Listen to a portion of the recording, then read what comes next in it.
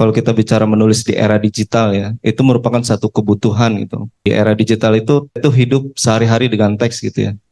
Kita WA dengan teks gitu, kita buka Instagram di situ ada teks, kemudian kita buka Facebook di situ ada teks dan seterusnya. Jadi hidup kita itu sebetulnya dikelilingi oleh teks gitu. Tapi saya masih heran kenapa kita kalau masuk pasar swalayan ya, pintunya itu tulisannya dorong tapi masih kita tarik gitu ya. Nah itu menurut saya literasi yang tidak dimaknai gitu. Kita bisa membaca, kita tahu artinya, tapi kita nggak bisa membuat itu sebagai aksi. Belajar menulis, ketika ada seseorang yang punya kapasitas menyampaikan sesuatu di forum misalnya. Nah tugasnya adalah mencatat poin-poinnya. Kemudian setelah itu dinarasikan menjadi berita. Ternyata cara seperti itu bisa mengasah kemampuan menulis gitu ya. Bisa mengasah daya nalar kritis kita ataupun daya ingat kita untuk menangkap informasi yang ada yang telah disampaikan oleh narasumber ataupun tokoh yang kita kutip di situ. Saya juga membaca tulisan-tulisan Buya Syafi'i, ya, Prof. Haidar. Kadang-kadang juga ada opini Pak Prof. Abdul Muti gitu ya. Nah, bagi saya satu pengalaman yang sangat membekas gitu. Dan saya pikir teman-teman IPM ataupun teman-teman pelajar hari ini itu sangat dimudahkan dengan akses bacaan ya. Saya rasa itu sangat penting ya. Kenapa anak-anak muda, pelajar menunggu waktu untuk bicara itu tidak setiap waktu kita bisa bicara. Tapi kalau kita menulis, kapanpun waktunya kita punya keresahan, itu bisa kita tuangkan. Menulis itu bisa kapan saja, kapanpun, dimanapun gitu. Kalau bicara tulisan yang menarik ya, sebetulnya kita bisa dimulai dengan banyak membaca ya, kita melihat fenomena di media sosial misalnya. Seseorang yang muncul dengan kita anggaplah viral ya, itu ternyata ada sebetulnya pesan-pesan yang bisa kita ambil dari situ. Nah itu yang saya tulis. Mungkin teman-teman juga bisa mulai dengan seperti itu. Melihat fenomena yang ada, kemudian kira-kira sudut pandang mana nih yang bisa kita explore lebih jauh. Seperti itu. Jadi mengenai daya literasi, memang kalau dari pengalaman saya ya, terlibatlah dalam gerakan literasi di mahasiswa maupun di pelajar, itu memang daya literasi kita memang masih belum dikatakan unggul ya. Survei itu tadi tergantung dari aspek apa yang sebetulnya disurvei gitu.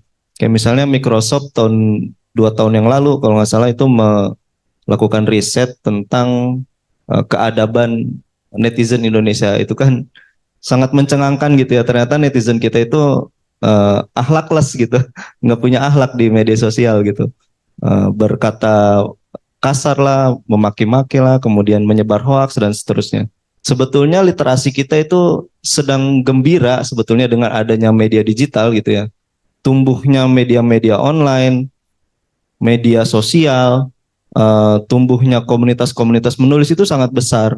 Kemudian kita memang perlu berefleksi sudah sejauh mana efektivitas dari semua itu. Kalau kata Buya Syafi'i Ma'arif kan, kader Muhammadiyah itu ya harus rajin merenung dan menulis gitu ya. Itu jadi teman-teman di IPM, teman-teman di Ortom Muhammadiyah yang lain itu punya tanggung jawab besar untuk mengawal literasi. Plan ke depan seperti apa? Kira-kira apa yang harus kita lakukan untuk meningkatkan daya bacanya gitu. Apa yang kita lakukan untuk meningkatkan kemampuan menulisnya gitu. Beberapa minggu yang lalu saya bertemu pegiat perbukuan di Jogja.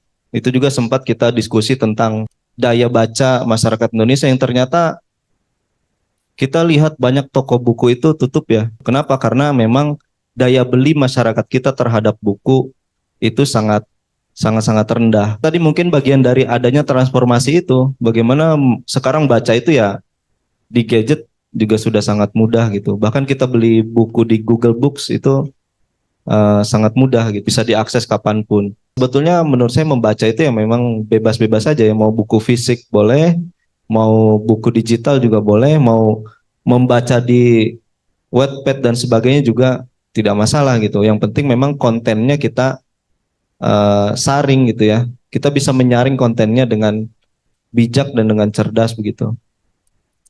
Literasi digital itu kan memudahkan akses ya. Setiap orang yang memiliki akses tentunya sebetulnya punya potensi yang sama untuk mendapatkan informasi yang sama begitu.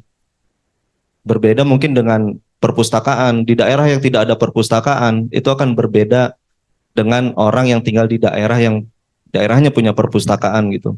Nah, kalau literasi digital itu kan sudah masuk ke ranah-ranah individu. Kita sudah bisa mengakses berbagai informasi, berbagai referensi dengan cepat, dengan mudah. Nah, masalahnya apakah masyarakat kita sudah melek literasi digital? Nah, kan itu yang jadi masalah.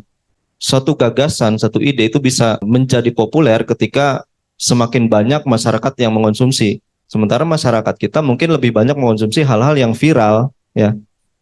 Jadi konten-konten kayak tadi siapa, konten kreator, YouTuber, itu akan lebih mudah viral daripada konten edukasi atau konten yang sifatnya memberikan satu tuntunan begitu. Nah, maka konten kreator yang memiliki gagasan untuk menyebarkan tentang ide-ide tertentu harus menyajikan konten itu dengan sesuai dengan selera masyarakat gitu, supaya masyarakat itu bisa secara mudah mencerna ya, dari penggunaan bahasanya, misalnya tayangan-tayangannya, misalnya menggunakan video, menggunakan ilustrasi atau apapun yang sesuai.